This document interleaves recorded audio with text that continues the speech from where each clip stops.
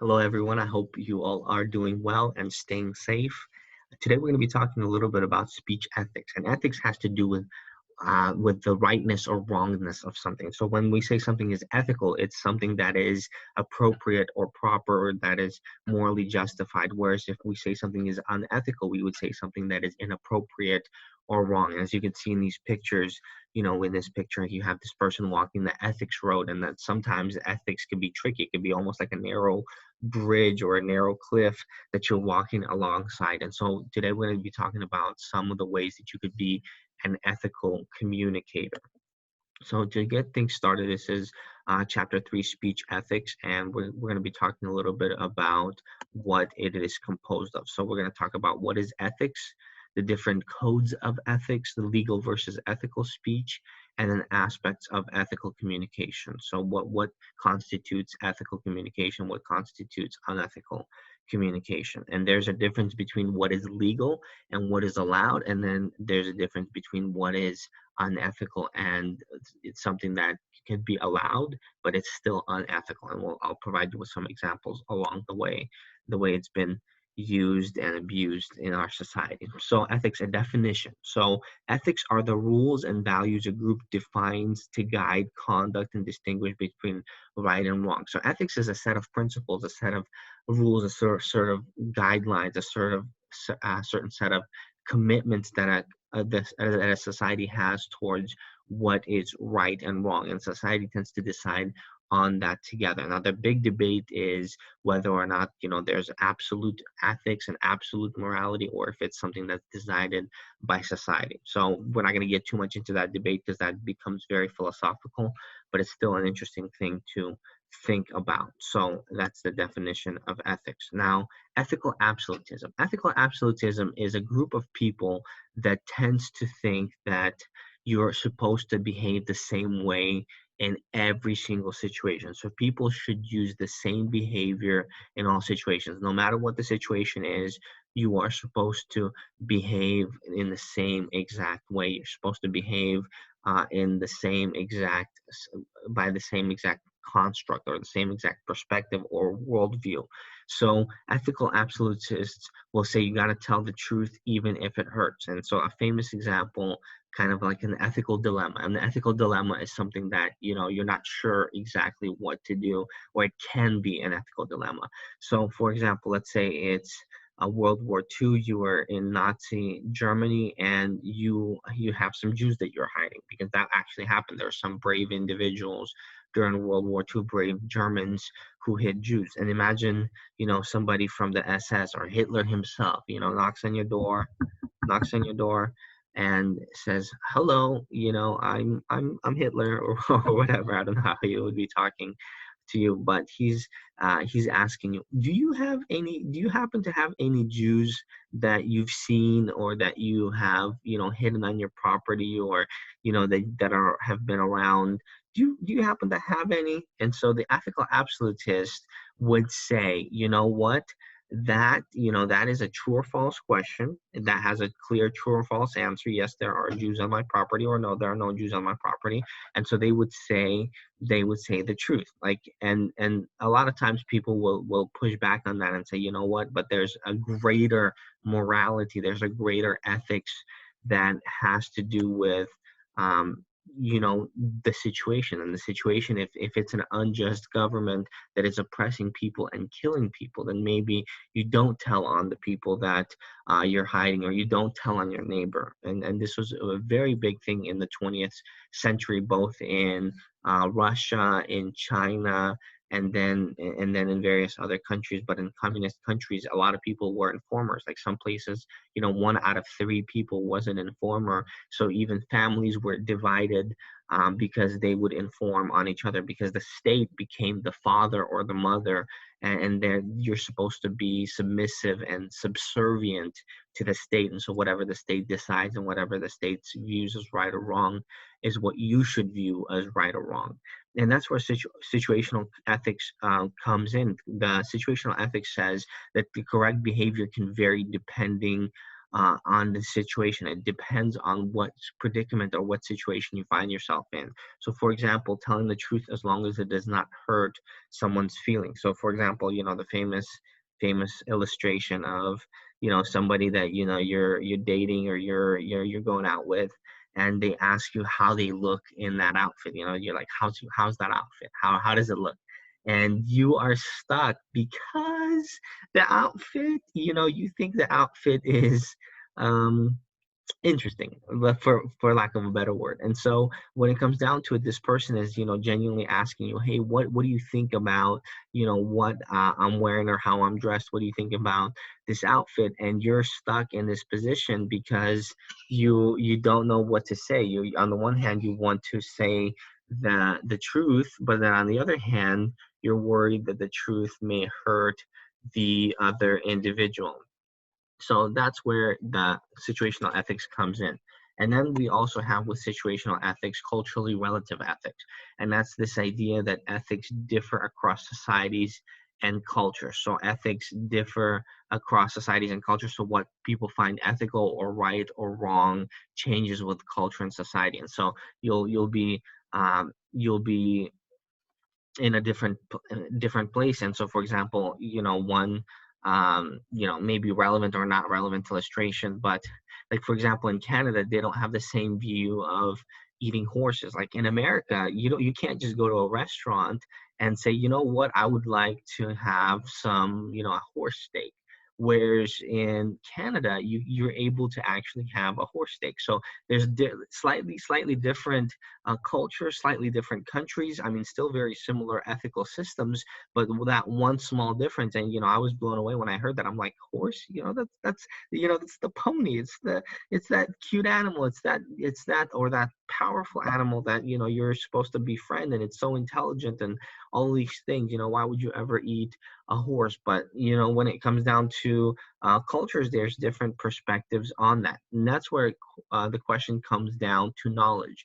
Is knowledge individual or is it collective? Does it belong to the individual or does it belong to the collective? So, for example, in America, people believe that knowledge is very much individual, so it belongs to the individual. So you're supposed to provide citations and give credit where credit is due. So when you're doing your presentations, you are expected to cite your sources and to give give a breakdown of where you got that information. Now, in other cultures that are more collective, they view knowledge as shared and common, and they're not as strict on citing information. And so you have to be aware that when we're talking about plagiarism and those kinds of things, that those things are very much part of an individualistic capitalistic social system or a governmental system, and not in all countries do you have the same kind of expectations for plagiarism and for information transmission, and whether or not you give sources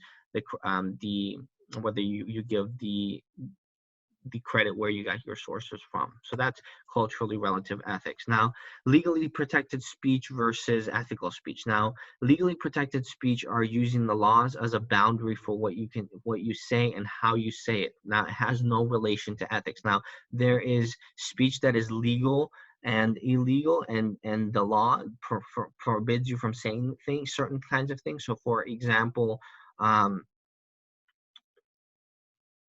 if you look at hate speech in the United States, you're not allowed to say certain words, you're not allowed to say certain kinds of things because they would be considered part of hate speech. So, for example, not in the US, but now if you look at the example of Germany, as I've shared before, in Germany, if you deny that the Holocaust happened, that the Holocaust existed, that it ever was a thing, then you can get yourself into a lot of trouble. You can actually be jailed and end up being imprisoned for that. So the question of what is legal, there are certain limits and limits to the what is legal and what isn't. There's certain kinds of standards.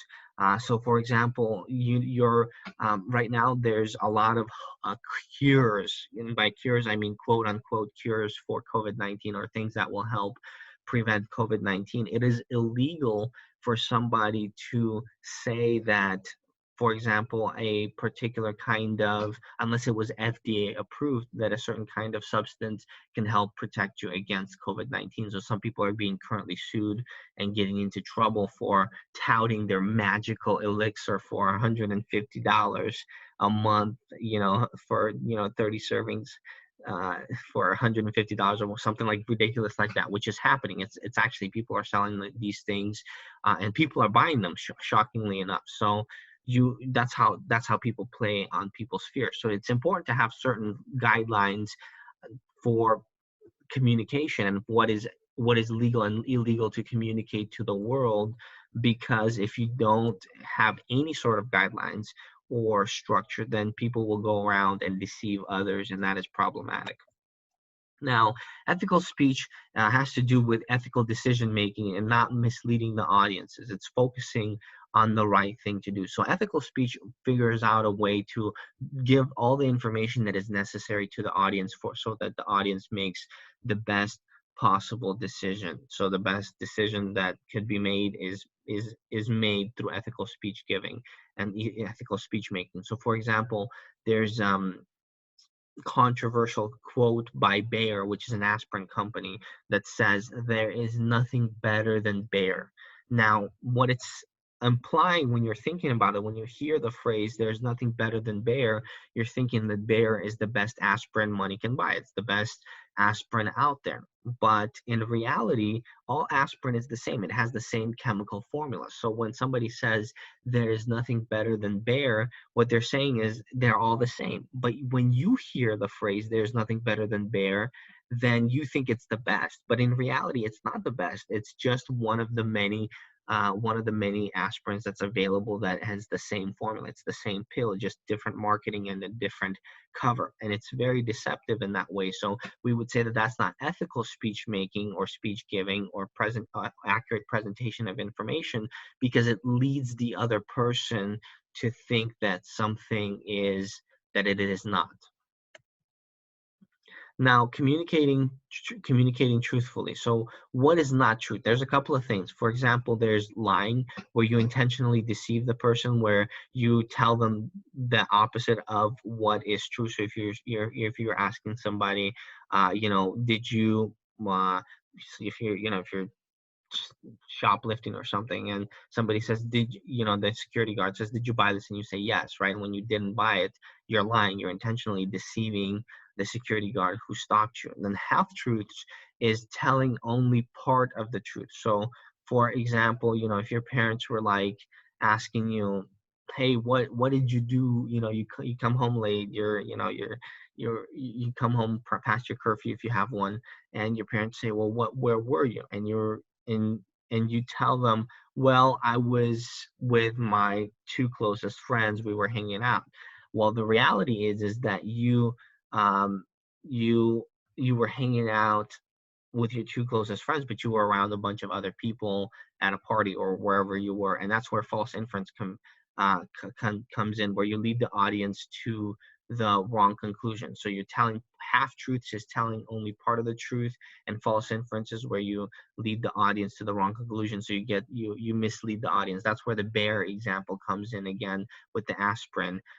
There's nothing better than bear. It's the assumption is that the bear is the best medicine that's going to help you, and it actually isn't the best.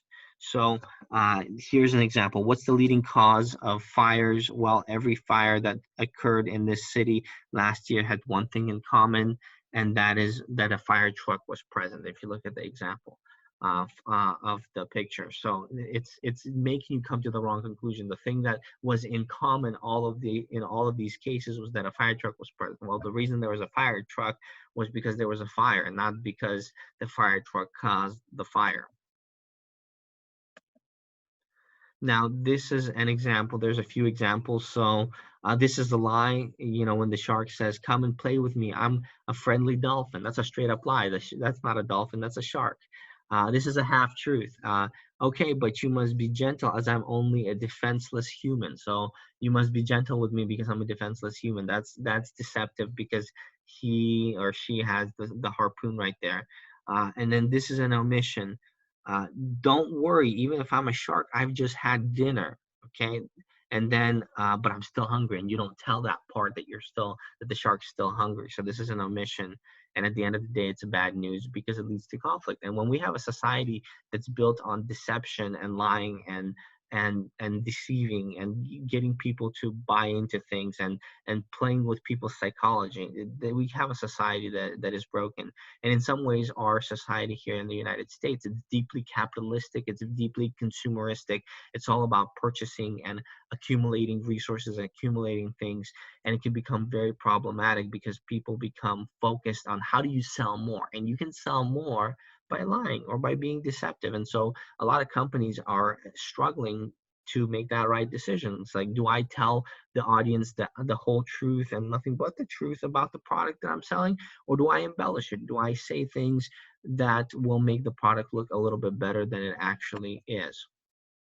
Now, plagiarism, it's when you present another person's words or ideas as one's own, and in our context here in the United States, it's a form of stealing. Now, I'm not saying that everywhere else around the world that it's okay, but what I'm saying is that especially in the United States, in individualistic cultures, people believe that what they create belongs to them. So I like this little breakdown of the word plagiarism. Plagiarism lets a guy or a gal in a rush invent speech magically, right? So one of the things that I keep telling you is like, make sure you're not providing, me with information and outlines and work that is copied from another source. Make sure it is in your own words. And if the source is copied from another place, make sure you provide me with the qualifications of where you received that information. Provide me with source citation so that we know you have a credible source present. Now, paraphrasing, beware. This is one thing that you want to be careful with. Putting another person's ideas into your words is plagiarism if you don't cite. So, for example, if you get an idea that is from somewhere else, if it's not from you originally, and a lot of ideas we get from other people, if even if we paraphrase, even if we say it in our own words, it's still plagiarism if you get that idea. Now, there's things that you have an exception of are common knowledge. Like, so for example, you don't have to cite anyone to say that there is, there's 52 cards in a deck of cards. You don't need to, information that is widely known needs no quotation. You don't need to say that there are 50 states in the United States. You don't need to know that, the flag is red, white, and blue. And like, I'm sorry, you don't need to cite that's what the flag is, or that's how many states we have in the United States. So information that is commonly known, like, what's our capital of the United States, right? And so we know those kinds of things to be true, or what's the capital of California, right? Sacramento. So you don't need to give that information. But if you are saying, well, at what point in time was the capital established, what year, or those kinds of things, well, that would not be as much common information and common knowledge. So you would need to cite that information and provide the qualifications for where you got that information from. So that's common knowledge. And then we're going to talk a little bit about using sound reasoning and fallacious reasoning that has fallacies in it. Now, fallacies, there's a weak link between claim and supporting material. So, for example, if you're saying, you know what, I'm angry because the sky is blue, right? It doesn't logically make sense for you to be angry because the sky is blue. So we're going to look at a few examples of fallacies that you may want to be aware of. So one of them is a hasty generalization. It's when you make a sweeping statement about a whole group based on evidence from only a limited fraction of the group. So for example, when we're talking about, there's there's you take a small example from a small group of people, and then you apply it to everyone else. So we've talked about this before. This is where a lot of times stereotypes get formed, and this is a problem because stereotypes become very problematic and hurtful to society and to people, because stereotypes mischaracterize other people and they put people all in the same box as if everyone is the same. But we don't allow for that diversity and that difference and that and that beauty of the various perspectives that are out there. So what you want to do is you want to avoid hasty generalizations where you come to a conclusion based on too little evidence or based on not enough information. So that's hasty generalization. Another one is the post hoc after the fact fallacy. So it wrongly ascribes an event that occurs first as the cause of the event that occurs after it. So for example, Monday morning you say, cool, Eagles win the Super Bowl. And then Tuesday morning you go, even cooler, stock markets go up. And then Tuesday afternoon you're thinking, of course, Eagles winning the Super Bowl and the stock market goes up, Eagles control Wall Street, right? And that's a lot of times we assume that certain things lead to other things. So a lot of times people will have, like their lucky pencil or their favorite outfit because that's where they feel like the most. And in some ways it could work. Like, let's say if you have your favorite outfit, you feel more confident, you're more likely to be engaging and more persuasive. But the reality is the post hoc fallacy is assuming that one thing causes another. Rarely does only one thing cause another. So you're wrongfully ascribing one event as leading to the next. So you got to be careful with post hoc fallacies. And then we have personal attacks. Now, personal attacks are ad hominem attacks where you have an unethical attempt to stir up audience bias against an opponent. So one person that was very very good at this was Trump during his first election cycle. He would make up nicknames for other presidential candidates, and those nicknames would stick, and they were memorable. So I'm not going to repeat any of them because actually, as memorable as they are, I think there was like crooked. He called somebody crooked. I think he called Hillary lying Hillary, but he had like different kinds of nicknames for different presidential candidates, and he was able to attack the character of the people. Now we would say that is unethical because what happens is that you create a society where you are constantly putting people and berating and putting people down, and you're not accepting their humanity and you're not engaging them, you're just attacking them. So instead of attacking the argument, which is good, it's good to argue and to figure things out, but it's not good to demean and to put down the people around you.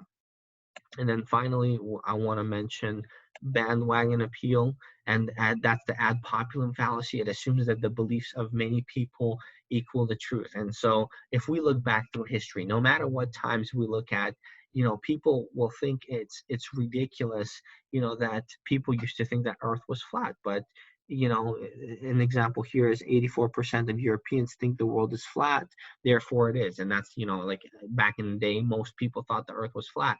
And so just because everyone thinks something, just because everyone believes something, doesn't make it so. And this is where your famous mom example or your dad example comes in, where you say, mom, I want to go to this thing, or I want to do this thing, and your mom or your dad says, well, if everyone else was jumping off of a cliff, would you? It's this idea that, are you going to follow the bandwagon? And sometimes it's beneficial to be a dissenting voice, because bandwagons get created and they build momentum and people start believing the same things. And what happens is, with time always tells whether or not we were accurate or not. So I guarantee you, 50 years from now or 100 years from now, people will be looking back and saying, what, that was absolutely ridiculous. That belief, or the fact that they believe that makes no sense. So when we're talking about bandwagoning, it's when people all jump on the same